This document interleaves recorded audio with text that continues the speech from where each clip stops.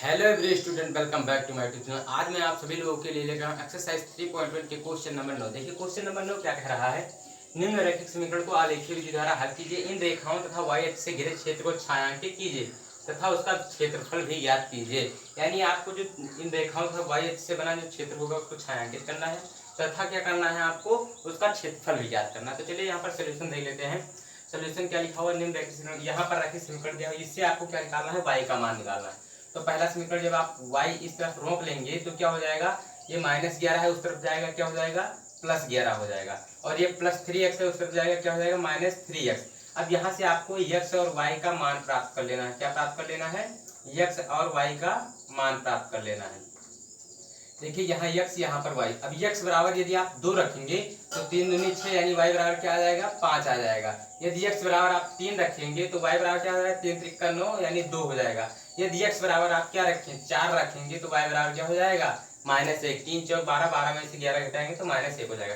इसी प्रकार आप दूसरा समीकरण उठाइए। यहाँ पर दूसरा ये -y है, जब आप उस तरफ यहाँ पर देखिए लिखा हुआ है x - y - 1 बराबर 0। ये -y है उस तरफ जाएगा, क्या हो जाएगा, +y। ये -1 बचा यहाँ पर लिख देंगे, +y हो जाएगा। अब यहाँ से भी आपको x और y का मान निकाल लेना है। x और y का मान निकाल लेना है यहाँ से भी। तो x यहाँ पर लिख दिए, यहाँ पर क्या लिख दिए, y लिख दीजिए। अब x बराबर आप क्या रखें, x बराबर जब आप 0 रखेंगे तो y बराबर क्या हो जाएगा, -1 हो जाएगा। और जब x बराबर आप 1 रखेंगे तो y बराबर क्या हो जाएगा, 0 हो जाएगा। जब x बराबर आप 3 रखेंगे तो y बराबर क्या हो जाएगा, 2 हो जाएगा। ये 3 बिंदु यहाँ पर प्राप्त हो गए, 3 बिंदु यहाँ पर। अब इन बिंदुओं को आपको क्या करना है, इस ग्राफ पर दर्शा देना है। देखिए x बराबर कितना चले हैं, 2 चले हैं। x बराबर 2 चले हैं, y बराबर कितना चले हैं, 5। तो आप पटरी की सहायता से 5 खाना तक यहाँ पर जाइए। तो 1 1 2 3 4 5 यानी यहाँ तक आपको जाना है। यहाँ पर ये बिंदु जो आपको मिला ये क्या हो गया, 2,5। x पर 2 चले हैं 2 कदम और y पर 5 कदम चले हैं। दूसरा क्या है, x बराबर 3 y बराबर 2। x बराबर 3 और y बराबर क्या है, 2 है। यहाँ पर आपको मिलेगा, क्या मिलेगा, यहाँ पर आपको मिलेगा x बराबर 3 और y बराबर 2, 3,2। अब इसके बाद तीसरा बिंदु क्या है, x बराबर 4 y बराबर -1। 3 4 y बराबर -1 यानी यहाँ पर आपको मिलेगा x बराबर 3 y बराबर x बराबर 4 x बराबर 4 y बराबर -1। ये बिंदु आपको मिलेगा। इन तीनों बिंदुओं को आपस में मिलाना है तो एक क्या प्राप्त होगी, एक रेखा प्राप्त हो जाएगी।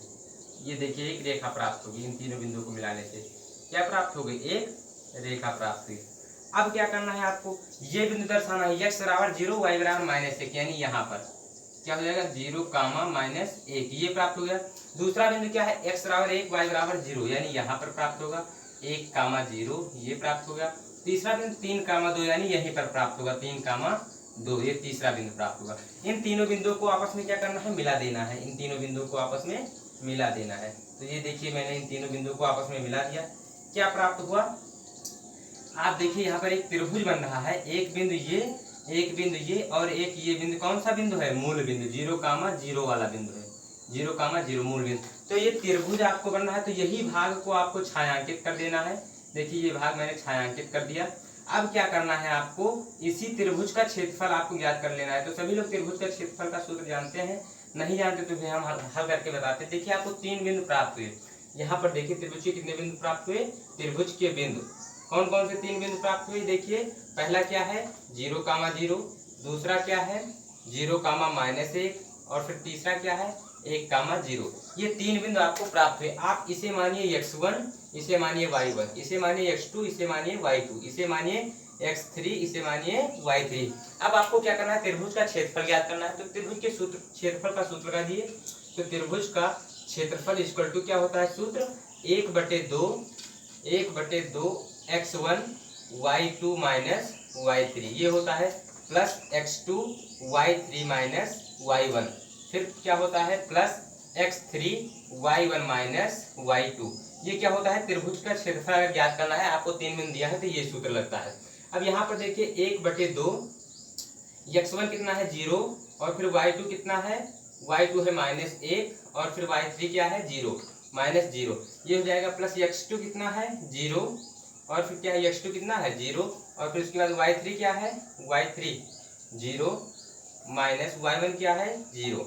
ये प्राप्त हो गया। उसके बाद आप देखिए यहाँ पर क्या है, x3 क्या है, 1, x3 क्या है, 1 है और फिर y1 क्या है, y1 है 0, और फिर माइनस y2 क्या है, -1, y2 क्या है, -1। ये प्राप्त हो गया आपको कितने, ये प्राप्त हो गया, मान आपने रख दिया। अब यहाँ पर देखिए आप क्या करना है, ये 0 से गुणा करेंगे तो ये कट जाएगा, 0 से गुणा करेंगे ये कट जाएगा। यहाँ पर क्या बचा देखिए, +1, और फिर 0 माइनस माइनस का गुणा करेंगे तो क्या हो जाएगा, +1 हो जाएगा। ये प्राप्त हुआ। अब देखिए आपका 1 से 1 गुणा करेंगे तो क्या हो जाएगा, 1/2 गुणे 1। अब 1/2 को जब 1 से आप गुणा करेंगे तो क्या हो जाएगा, 1 वर्ग इकाई। यही आपका क्या हो जाएगा, क्षेत्रफल आपका प्राप्त हो गया। यानी ये जो त्रिभुज का क्षेत्रफल प्राप्त हुआ वो क्या प्राप्त हुआ, 1/2। क्योंकि 1/2 को 1 से गुणा करेंगे तो क्या हो जाएगा, 1/2 वर्ग इकाई। यानी आपका जो त्रिभुज का क्षेत्रफल प्राप्त हुआ वो क्या है, 1/2 वर्ग इकाई। यहाँ पर ये त्रिभुज का क्षेत्रफल यही आपको ज्ञात करना था। तो आप छायांकित भी कर दिया, आपको वो भाग जो वाई अक्ष और इन रेखाओं से बन रहा था उसका क्षेत्रफल भी ज्ञात कर दिया। कितना क्षेत्रफल आया, 1/2 वर्ग इकाई। तो अब हम अगले वीडियो में मिलते हैं नए क्वेश्चन के साथ, तब तक के लिए धन्यवाद।